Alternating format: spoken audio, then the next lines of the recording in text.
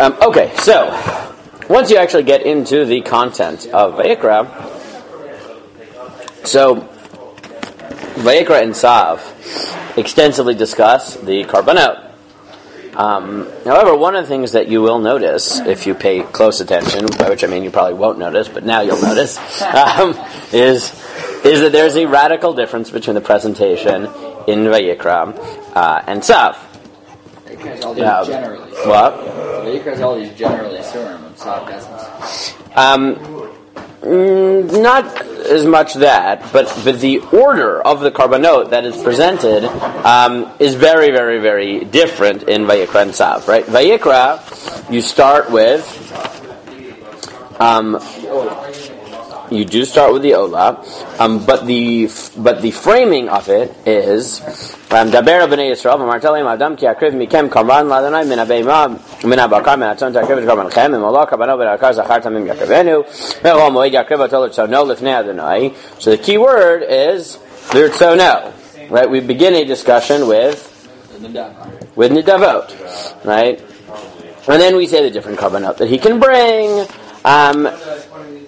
Different animals, v'im ha'of, which brings you to Sheni, and then in Perek Bet, which is the middle of Sheni, so then you get the discussion of the Mincha, and then you get all the different Minchas, Minchat Marcheshet, Minchat, etc., etc., and this takes you all the way to Revi'i, right, to Perek Gimel, when you come back to Im Zevach Shlamim Korbanot, and then you get the discussion not of Olot but of Shlamim, or it's of Olot Mincha Shlamim, and then you get the discussion of the Chatas, right? Starting in Chamishi, Perek Daled, Daber al b'nei Yisrael Lemor Nevesh Ki Techadav Yishka Gam Mikol Mitzvot Adonai Asher Lo Te'asena V'Sameh Echad Mehena Imekon Mashiach Yechda Lashmad Ha'am, and then you get the different types of Chatot that you can have, right? Individual Chatot, Parchalam Davar Shol Tzibur.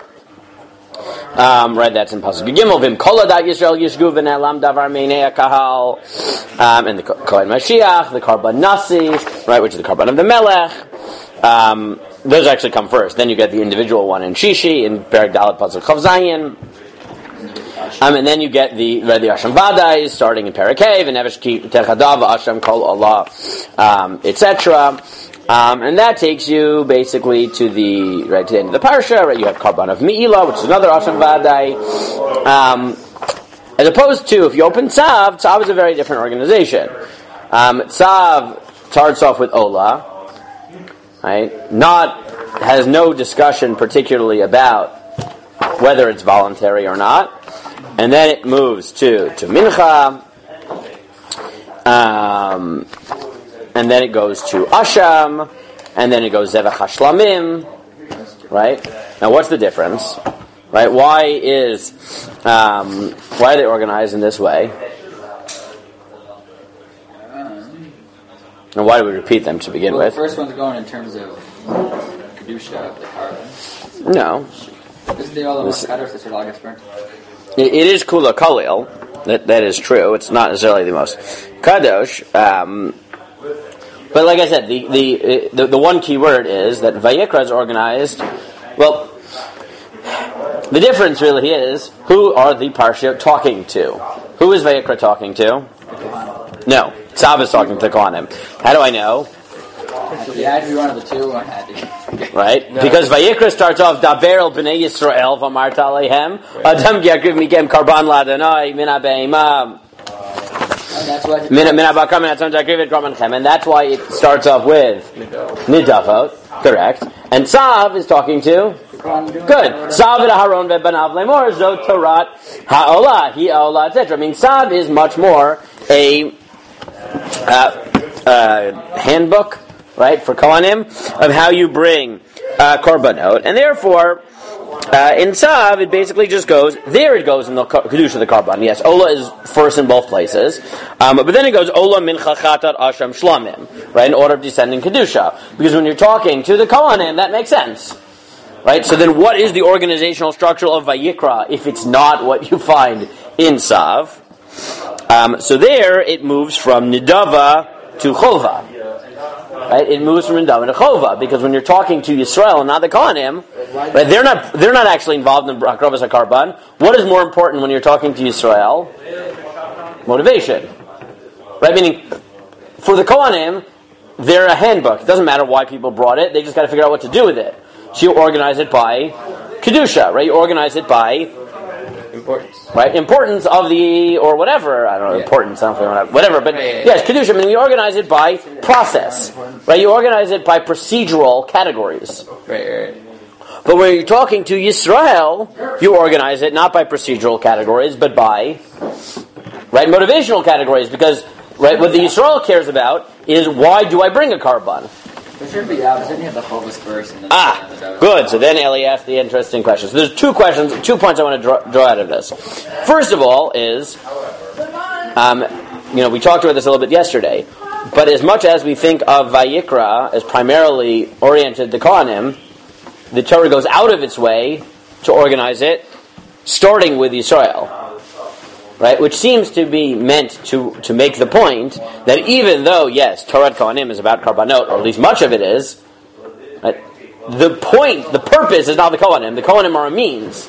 The end is bringing Klal Yisrael closer to HaKadosh Baruch Hu. Right, and therefore, we start with our discussion not of the Kohanim, right, that's in Tzav, but with Yisrael. Right? First we talk about why someone would bring a Karban. Because even if the Kohanim are the ones practically bringing the Karban, what's more important from God's perspective is that the people are involved in a relationship with Him via the Korbanot, and therefore we start with what is relevant for the Hamonam, and only then we tell the Kohanim what to do. I think no matter what, it makes sense for that to go first. It sounded weird if you said how to do it first for who brings it. Not necessarily, right? You could just say, these are the Korbanot that you bring, right? These are the rules, and then you do why, right? You can always decide. You start with why, you start with what, right? I don't think either or why in that way. I mean motivation or procedure, right? You can always choose which one you start with. We talk about how you do the Korbanos before you even told us that you're chayav in Korbanos. No, you could say, look, these are the Korbanot that are brought, and then you could say, look, this is why you would bring each one of them. Right? That's not crazy. That's what they did. I'm sorry. Didn't do that. What do you mean you bring each one? So these you could say these are the different types of Korbanot. No, I mean, you're right. You could go both ways, right? But here it's a choice of different audiences, right? And it does seem to be relevant that Yisrael started off. The second point, though, that Eli notes is that at some level this is counterintuitive, right? A good halachist like Eli would say, we should start with Chova. Why would you ever start with Nedava? Why would you ever start with Rishus?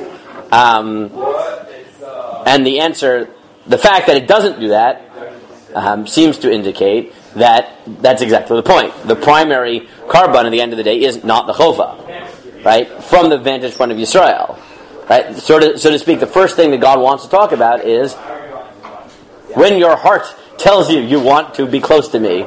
Right? That is sort of the paradigm, right? The Ola is Nedava. When someone brings a Karban because he wants to, at some level that is even more paradigmatic of the relationship between God and the Jewish people, then you did something wrong, you have to bring a Karban. Right? I mean, yes, obviously you're less obligated, right? But on the other hand, if the point of the Mishkan is to have a place in which we express our relationship with God, while this is not always true in Torah, sometimes acts of volition are more important than acts of obligation in terms of expressing your inner emotion. Not always, right? Obviously, Gadol Mitzvah V'Yosa, we don't buy that all the time. But at some level, right, the Havamina, so to speak, in that Gemara, right, that I'd rather not be chayev, because that shows more my personal investment, right, seems to be what Vayikra is getting at. That yes, at some level, God wants you to want to bring Korbanot. Sometimes He'll force you to bring Korbanot. Now, of course, you could go a slightly different direction with this, and maybe Eli likes this more because it's less fluffy, right? It's just to say, look, the reason we don't start with Chovot is because the majority of Chovot we would rather never happen, right? Right, the majority, right? Correct. We're not talking. This is not right. The question here is not. Right. The question is not do we start with Tamid, right, or Tamid, right? The Olas Tamid. It's not like we're not talking here about the Korbanot Chova that are good. Right? It's when is an individual going to bring a Karban? And 90% of the obligatory Karban that an individual is going to bring are because of sin. Right? So I think another way, which is less fluffy and therefore maybe more Eli. Is not sin though, right? No, and it won't fully work out, right? But you could say, look, God wants to start with the Ola rather than the Chatas, because, the majority of obligatory Korbanot, when you messed up, we'd rather that not happen. Ola is the one that could always be brought, right? So that's another direction to take. But at any rate, like I said, the point of this, you can come up with different conclusions. The point is to pay attention to the order in these parashiyot, because the order might surprise you. And figuring out why the order is the way it is and what it's telling you of the nature of Korbanot is important, whatever conclusion you come to. Okay?